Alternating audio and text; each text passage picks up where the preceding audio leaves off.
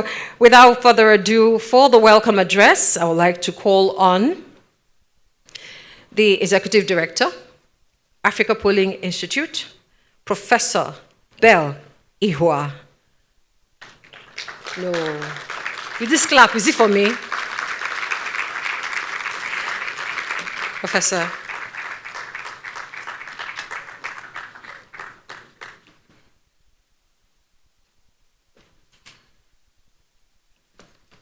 Your Excellency, the Vice President of the Federal Republic of Nigeria, Senator Kashim Shettima, GCON, ably represented, I understand, by Dr. Aliyu Modibo,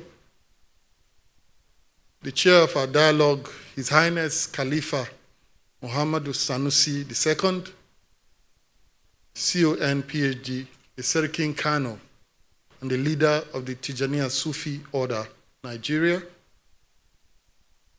The keynote speaker for today's event, His Grace, Most Reverend Dr. Ignatius Kaigama, Archbishop of the Catholic Archdiocese of Abuja, ably represented by Reverend Father Dr. Emmanuel Onamba. Our Royal Father of the Day, His Royal Majesty Oba Samuel Adejimi Adu Alagbado Diogoga of Ikere Ekiti and Chairman, Ekiti State Council of Traditional Rulers. Our esteemed panelists, the Archbishop Dr. Imai Song, Imam Dr.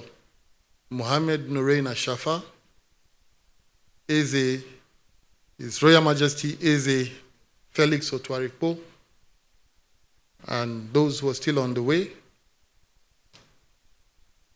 Your Excellencies from the Diplomatic Corps, distinguished members of the National Assembly, chief executives of departments and agencies of government, members of the National Institute of Policy and Strategic Studies, leaders of civil society organizations, the academia, serving corps members, students, gentlemen of the press, distinguished ladies and gentlemen. On behalf of the board, management, and staff of Africa Polling Institute, I'm distinctly delighted and honored to welcome you to the 2026 National Social Cohesion Dialogue and the public unveiling of the 2026 National Social Cohesion Survey Report. As Nigeria recently marked the third year of President Bola Ahmed Tinubu's administration, I am pleased that this dialogue offers us the opportunity not only to reflect on the state of social cohesion in our country, but also to assemble some key national leaders, clerics, custodians of culture and tradition, the academia, policymakers, advocates, to kick off this round of conversation, which I believe will continue for several months.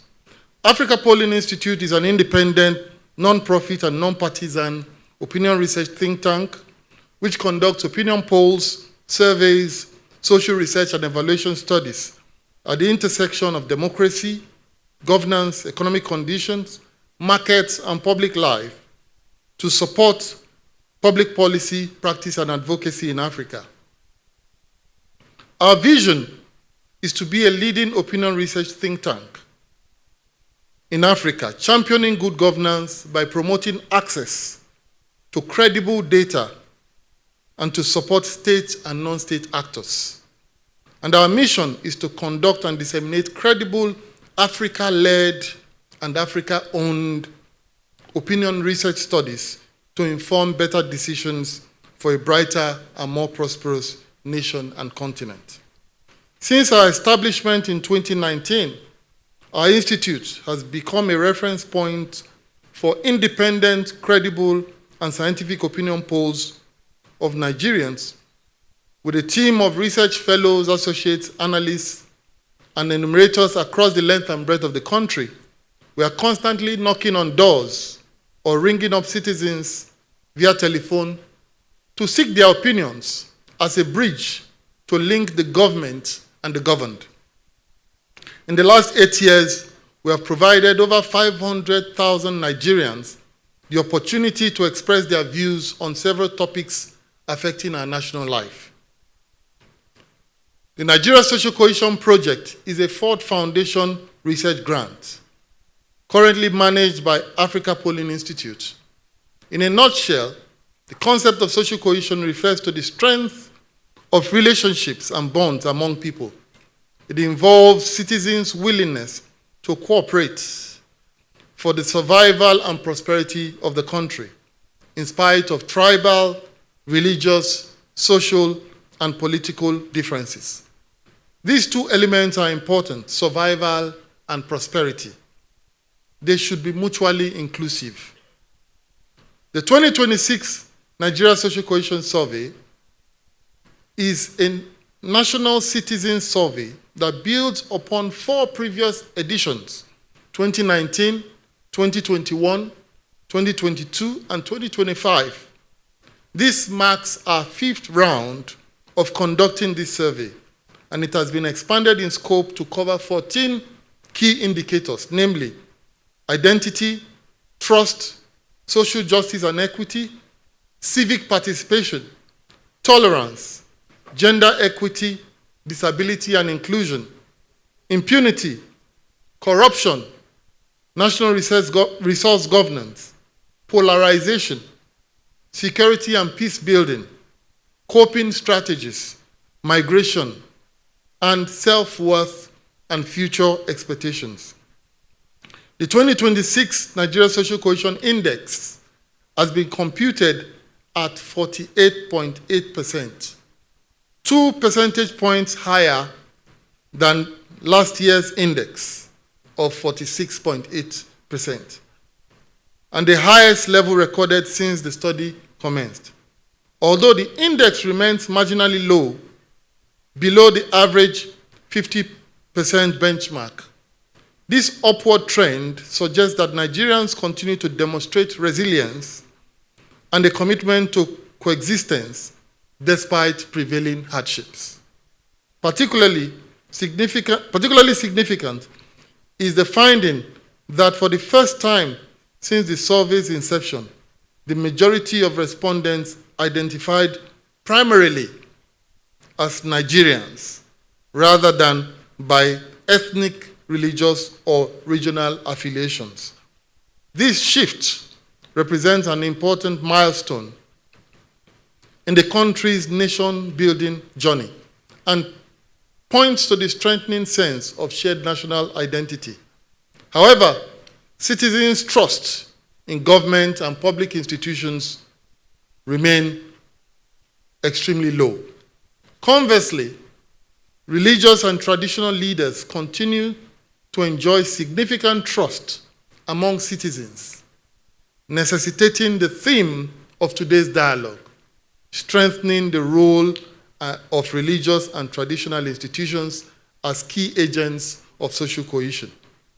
Your Excellencies, Your Highnesses, Your Majesties, ladies and gentlemen, we're deeply honored today to have assembled some of Nigeria's most influential and patriotic clerics and traditional leaders to discuss this all-important theme.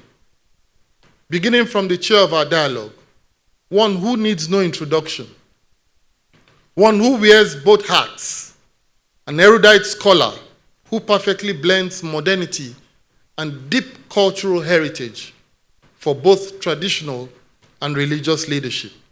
His Highness Emir Muhammad Sanusi II, PhD CON, the Emir Serikin Kano and Khalifa of the Tijaniya Sufi Order, Nigeria.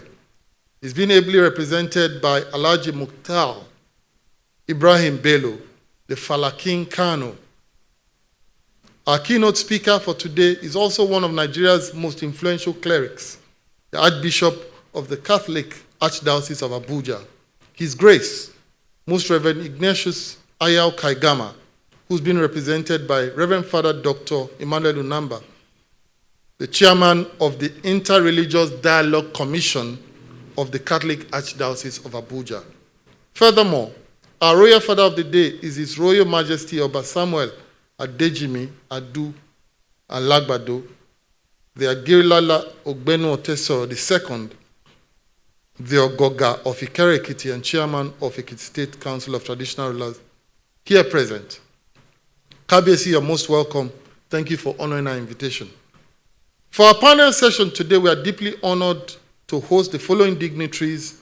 I've called their name before. Archbishop Dr. Imai Song, the presiding Archbishop of Christian Central Chapel International, headquartered in Calabar. Chief Dr. Mrs. Princess Esther Ogochinyere Ojong Apanku, who's the Crown Princess of Umbutu, Ancient Kingdom, Isialangwa, Abia State. We also have Imam Dr. Muhammad Nurain Ashafa, co-founder of the Interfaith Mediation Center, Kaduna. Over the last 31 years, the Imam and his co-founder, Reverend Dr. James Movell Wuye, who's also here present, have been running the Interfaith Mediation Center, a renowned non-profit peace-building organization dedicated to resolving conflicts and promoting peaceful coexistence amongst religious and community groups. We also have Obong Awang, Barbara Etim James, the Queen of Henshaw Town in Calabar, and His Royal Highness Alhaji Muhammadu Magaji, the Aguma of Gogolada, and Chairman of Gogolada Area Council, Traditional Council of Chiefs. Lastly, we have one that is really close to home and dear to me, His Royal Majesty Eze Felix I. Otuarekpo, the Eze Igbu Upata III of Upata Kingdom in Ahoda East Local Government, Rivers State. Even with the extremely short notice, His Majesty gave his nod to attend the dialogue and is here with us today. Thank you very much, Your Majesty. Your Excellencies, Your Highnesses, Your Majesties, distinguished guests, in concluding my address this morning, I wish to sincerely thank our donor, the Ford Foundation, for making it possible for us to undertake this survey and organize this dialogue. Finally, I wish to sincerely thank Your Excellencies, all distinguished guests, partners, the diplomatic community, the media, our friends from the university and from NYSC, who have all taken time out of your busy schedules to honor our invitation this morning. Please sit back, relax, and let's enjoy the dialogue. I thank you for your rapt attention. Thank you.